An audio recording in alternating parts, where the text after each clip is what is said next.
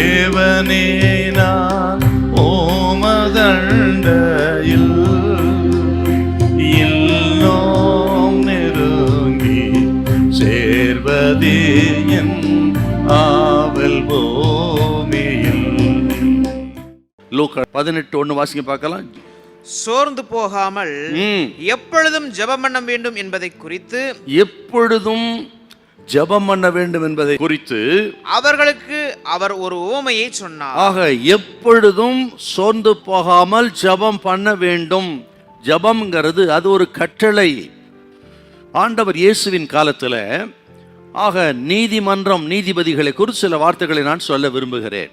அந்த நாட்களிலே 3 விதமான நீதிபதிகள் இருந்தார்கள்.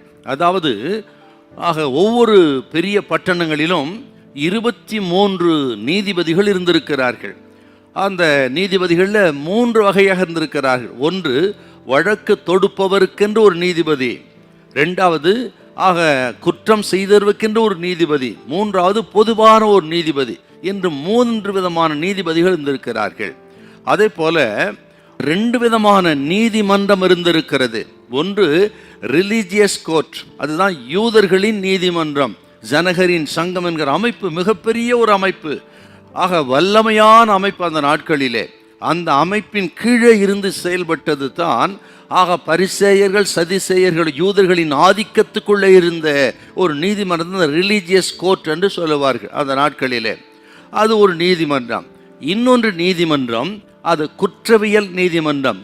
இந்த கோர்ட்டில் ஏரோது அல்லது ரோம அதிகாரிகள் இந்த நீதிபதிகளை நியமனம் செய்தார்கள்.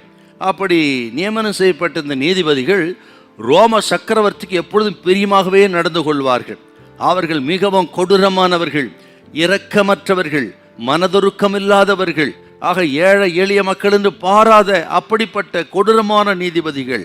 லஞ்சம் வாங்க தயங்க மாட்டார்கள், எதையும் செய்ய தயங்க மாட்டார்கள். ஆகவே தான் அப்படிப்பட்ட நீதிமன்றத்திலே தான் இந்த ஏழை விதவி போனதாக நம்ம அங்கே பார்க்கிறோம். என்றால் அந்த நீதிபதி தேவனுக்கு பயப்படாதவன், மனுஷரை மதியாதவன் அப்படின்னு நம்ம பார்க்கிறோம்.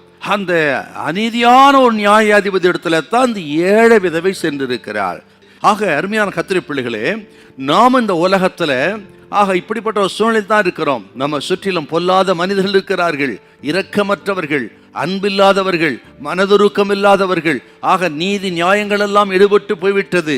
அதிகமாக நீதி நியாயங்கள் நமக்கு ஆதரவாக இருப்பது தெரியவில்லை. அப்படிப்பட்ட ஒரு சூழ்நிலையில அந்த ஏழை விதவிக்கு பரிகாரம் அந்த நியாயாதிபதி என்று தேடி போனால், நமக்கு பரிகாரம் என்று சொன்னால் பரலோக நியாயாதிபதியாகிய, பரலோக நீதிபதியாகிய இயேசுவே நமக்கு பரிகாரம். ஆகவே உங்களுக்கு வழக்குகள் இருக்கலாம், போராட்டங்கள் இருக்கலாம், பிரச்சனைகள் இருக்கலாம், பாடுகள் இருக்கலாம். நமது பரிகாரம் இயேசு, நமது பரிகாரம் ஜெபம். ஆக ஜெபத்தையும் ஆண்டவரை நம்புங்க, விசுவாசிங்க.